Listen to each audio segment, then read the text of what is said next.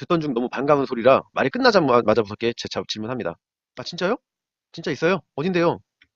근데 아주머니가 조금은 또 애매하단 표정과 약간의 민망함을 무마시켜 보려는 듯한 약간의 미소를 지어 보이며 답합니다.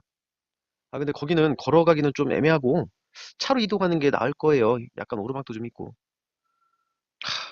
아주머니의 표정과 하는 얘기를 들어보니 먼 데인가 봅니다. 거리가 있는 데인가 봐요. 오늘 몇 집 안 봤는데 급 피곤해지면서 지쳐갑니다. 정신이 몽롱해지면서 생각도 많아집니다. 일단 집 보러 나온 김에 다 보자. 그래, 가보자. 에라 모르겠다. 가. 그래, 그놈의 집은 어디에 처박혀 있나 한번 가보자는 식으로 차까지 타서 이동해서 갑니다. 애시당초 생각하고 원하던 역세권, 지하철 도보 이용은 이제 생각을 접습니다. 아파트 단지에 도착해서 보니 차를 끌고 온 중요한 이유가 또 있었습니다. 말 그대로 언덕입니다. 산을 깎아 만든 위치 아파트였습니다. 바로 앞에 마을버스가 다니긴 해서 저걸 타면 뭐 역까지 이동 시간, 뭐 버스 대기 시간 넉 잡고 20분 정도 생각하면 될 것 같습니다. 뭐 도보로는 뭐 아주 빠른 걸음으로 30분 정도 잡아야겠네요. 이 집만 보고 빨리 가자는 식으로 안으로 들어가서 실내를 구경합니다. 근데 웬걸? 두 번째 집과는 확실히 차이가 납니다. 이 집은 98년식 아파트라고 하시네요. 일단 평수는 역세권 신축 빌라와 거진 비슷합니다. 인테리어는 그래도 신축 빌라와 비교하면 매우 부족하지만 뭐 두 번째로 보고 온 그 오래된 아파트 생각하면 이 정도면 양반입니다. 그래도 이 집 역시 연식이 있긴 있는 터라 깔끔하게 수리를 하긴 해야 할 것 같네요. 인테리어 욕심 최대한 안 부리고 어린 짐작 한 1,500만 원에서 2천만 원까지 생각하면 될 것 같네요. 근데 제일 중요한 건 부동산은 위치라고 그렇게 말을 많이 들었는데 생각이 너무 많아집니다. 애시당초 내가 선호하던 위치랑은 정반대의 위치입니다. 일단 아주머니께 오늘 고생하셨고 고맙다 말씀드리면서 집은 좀 더 생각 좀 해보고 연락드린다고 하고 집으로 돌아옵니다. 머리가 복잡하다 못해 터져버릴 것 같네요. 같은 금액으로만 놓고 결정을 해야 합니다. 3억 원이요. 위치 좋고 깨끗한 신축 빌라냐?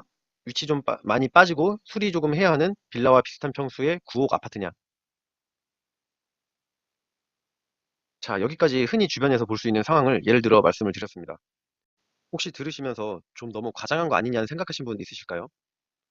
분명히 말씀드리지만 같은 집값의 빌라와 아파트를 비교해서 알아보실 분들은 분명히 직접 겪으실 겁니다. 이 같은 상황을 말이죠. 제가 지금 예를 들어 말하는 상황은 지금 이 순간에도 실제로 벌어지는 거의 뭐 99%에 가까운 팩트로 얘기를 한 겁니다. 실제로 금액에만 맞춰서 집을 알아보러 다녀보신 분들은 지금 이 얘기가 가슴 깊이 꽂히시면서 공감 가실 겁니다. 그리고 아직 집을 알아본 경험이 없으신 분들은 훗날 이런 상황에 맞닥뜨릴 수 있습니다. 제가 비교도 안 되고 비교도 하지 말라고 말씀드린 빌라와 아파트를 비교해 가면서 집을 알아보신다면 말이죠. 자, 한번 여러분께서도 생각을 해보시겠어요? 이런 상황을 겪으셨던, 안 겪으시던 이런 상황에서 어떤 쪽을 선택하시겠나요? 아, 선택하시기 전에 재미있게 옵션 하나 추가로 넣어드려 볼까요? 빌라 사면 집값 떨어지고 손해본다. 이 옵션 하나 장착해보죠. 이 전설을 많이 믿는 사람일수록 아무리 위치가 좋다고 해도 내가 원하던 위치라 해도 빌라 선택 안 하시겠죠? 그리고 도저히 저 9억의 아파트 위치도 납득이 안 가신다면 둘 다 안 사시겠죠? 그럼 둘 다 싫으면 어떤 선택을 할까요? 그런 분들은요. 네, 뭐 별 방법 없죠. 그냥 위치 좀 좋은 집에 전세로 들어가겠네요. 결국 이렇게 내 집 장만의 꿈은 접어버립니다. 내 집 장만이란 꿈이 언제 다시 돌아올지도 모르고 그렇게 기약 없이 접어버리게 됩니다. 또 그럼 이쯤 돼서 저에게 이런 질문을 하고 싶으실 거예요. 아니, 그럼 당신은 저 상황에서 어떤 걸 선택할 거냐? 뭐 이렇게 물어보시겠죠? 팔기 좋은 떡 다시 나오네요. 저는 돈이 될 만한 걸 사고 또 사고 나서 돈이 될 만하게 키울 수 있는 걸 살 겁니다. 그리고 사람이 살면서 적응해 나갈 수 있는 불편한 요소들은 크게 신경 안 쓰고 그냥 적응해서 살 겁니다. 예를 들면 인테리어, 뭐 평수, 구조 정도는 살면서 익숙해지면 처음에만 조금 불편하지 그냥저냥 또 맞춰서 살게 되겠죠. 투자자한테 그런 건 크게 중요하지 않습니다.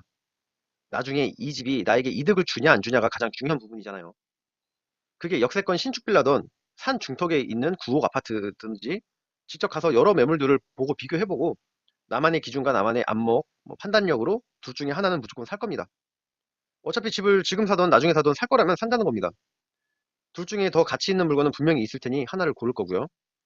일단 저는 그렇게 할 거라고 보이지 않는 질문자분들께 답변을 드렸습니다.